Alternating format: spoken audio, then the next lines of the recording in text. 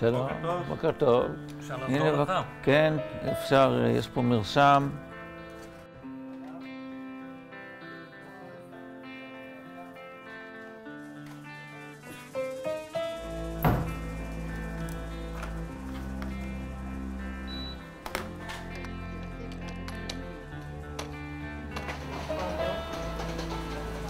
אוקיי, זה 3 פעמים ביום, וזה אתה לוקח פעמיים ביום, אוקיי?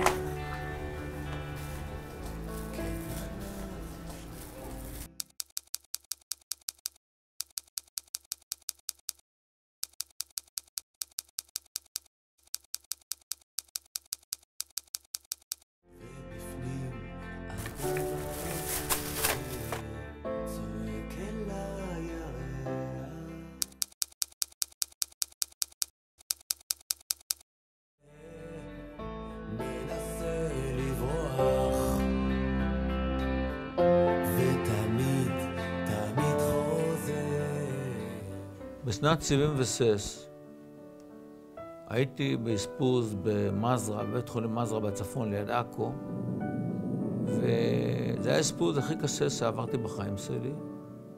חיכיתי ליד הדלת של נזעי החשמל, של מכות החשמל. חיכיתי שם עם עוד 3 חברים שלי, שגם הם כולם היו צריכים לקבל חשמל בפעם הראשונה, וכולנו רעדנו מפחד. פשוט שקשקנו, ואנחנו נכנסים לטיפול, ובטיפול הזה, בפעם הראשונה, אני זוכר, זמזום מאוד חזק בראש וחושך. אחרי שקצת התאוששתי, ביצעתי שם בריחה דרך הגג של הבית חולים. פשוט נכנסתי לאיזשהו חדר, הבאתי איזה שולחן לחדר שהיו עושים שם חמר, ונכנסתי לחדר עם השולחן, ומאחוריי היה עוד בן אדם שסחב את השולחן. הוא יצא בחזרה מהחדר הזה, ואני מאותו חדר שהיה לו איזשהו גדר כלפי חוץ, הצלחתי לטפס ולברוח ממזרה.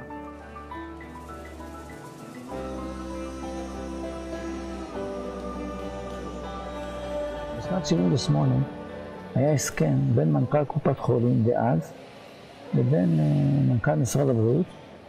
קראו להסכם הזה הסכם מנצ'ל דורון. בהסכם הזה חילקו את הארץ לפי אזורים. כל אזור היה שולח אנשים לבית חולים מסוים. אחרי חצי שנה או שנה, משהו כזה, בוטל ההסכם מנצ'ל דורון. אבל מערכת בריאות הנפש מצא חן בעיניה החלוקה האזורית, פחות כאב ראש, פחות תחרות. ואז מה שהם עשו, הם השאירו את החלוקה האזורית עד היום למעשה. יש חלוקה לאזורים שאימצה לעצמה בריאות הנפש, בלי שזה מבוסס על חוק, על נוהל, על תקנה, על כלום.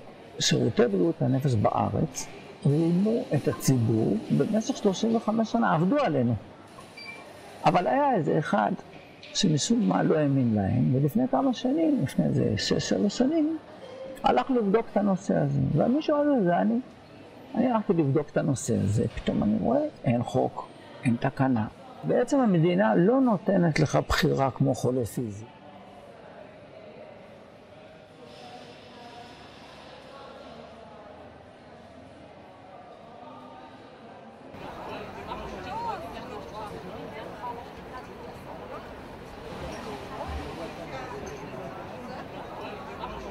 את צריכה להבין, יש פה אפליה ברורה בין אנשים שחולים פיזית לבין אנשים שחולים נפשית.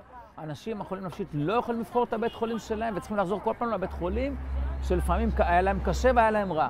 הדבר הזה הוא אפליה, הוא אי צדק, וזה לא מעניין אותי אם מערכת המשפט בישראל פותרת את הבעיה או לא פותרת. אני מצידי צריך להגיש לפתחה את הבעיה, להתקיל אותה עם בעיה כזאת, כי הבעיה קיימת והבעיה כואבת לאלפי אנשים, נפגעי נפש, ולא ייתכן שכל הזמן דורכים במדינה הזאת על אנשים חולי נפש ומפלים אותם לרעה.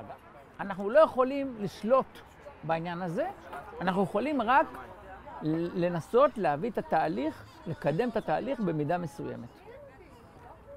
ואנחנו נמשיך בזה כל עוד יהיה אפשרי, כל עוד נהיה בחיים. אני מצידי הקדשתי את החיים שלי, גם דליה הקדישה את החיים שלה לתחום הזה, ואם נחיה עד 120 ונוכל גם לפעול עד 120, אנחנו נמשיך לפעול.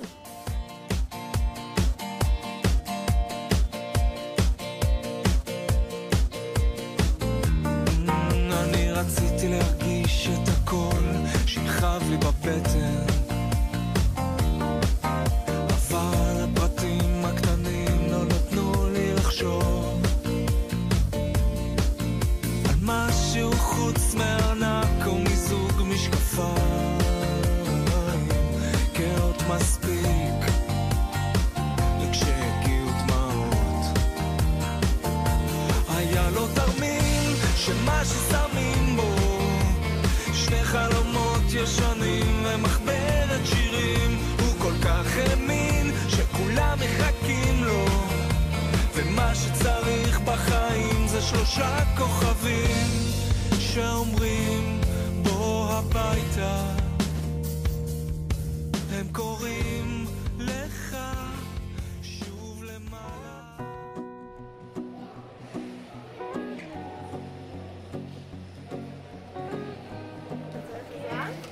כן, אם אפשר. אני רוצה משהו אלגנטי לאירוע.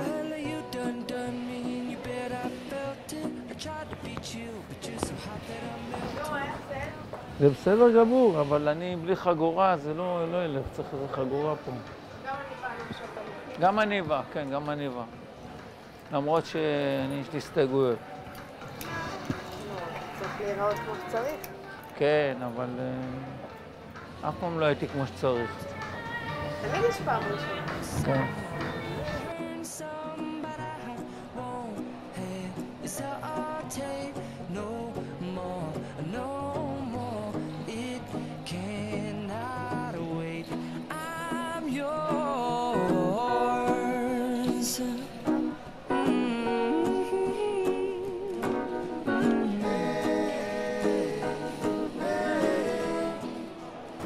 מה בשבילי?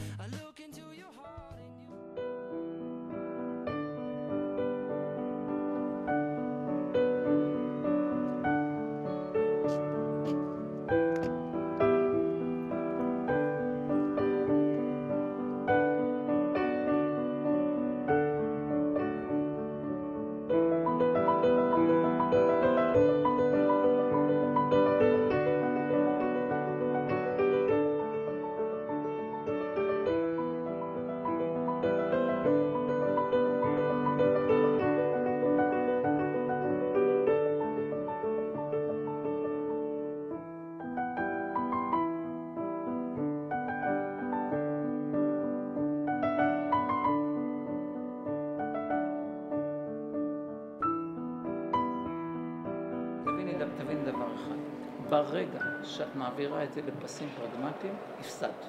אני לא מסכימה. עובדה. ההחלטה הזאת היא הפסד מוחלט לגמרי. משום שהם לא הכירו בזה שאדם כמוני חולה נפש. אני רוצה לשאול אתכם שאלה פשוטה. מה האחריות הגדולה ביותר של בן אדם יש? תגידי לי את, בבקשה, תגידי לי את. אני אגיד לך. להשתדל, לנסות. לא, האחריות הכי גדולה של הבן אדם זה להביא ילדים לעולם. מצד אחד הוא יודע שאני יכול להביא כמה ילדים שאני רוצה לעולם, שזו אחריות אין גדולה ממנה. מצד שני הוא לא נותן לבחור בית חולים. בית המשפט הגבוה לצדק של מדינת ישראל, של הערכים והעקרונות הוא פרגמטי והוא מחפש פתרונות פרגמטיים. הם עכשיו החזירו את המדינה לעשות שיעורי בית ולחשוב איך הרפורמה תשפיע. לא, שיעורי בית שהמדינה צריכה לעשות הם כולם בתחום שיש אפליה בין חולי נפש, באפליה. אם זה בתחום האפליה, זה לא מעניין. עכשיו אני רוצה להסביר לך משהו. אם אני הייתי מייצג את זה, ואני לא יודע לייצג בכלל, אבל אם אני הייתי מייצג, לא הייתי נותן להם לגלוש לפסים פרגמטיים. הייתי אומר להם, ייקוב הדין את ההר. אני רוצה לדעת למה לי אין זכות בחירה כמו כל בן אדם אחר. ואתם יודעים כמה כמון, הם לא יודעים כלום המטומטמים האלה. הם לא יודעים למשל שבארץ יש קרוב ל500,000 אנשים שסובלים מבעיות נפשיות. 500,000.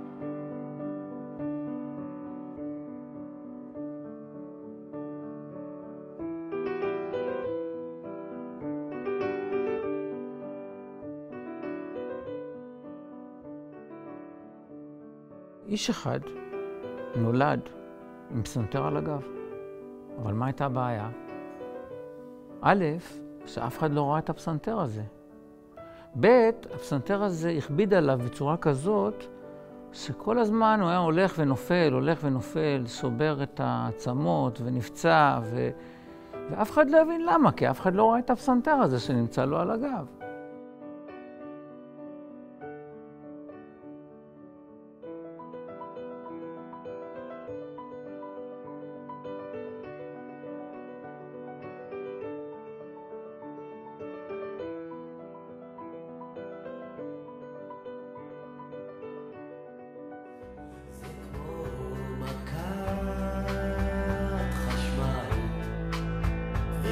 זורם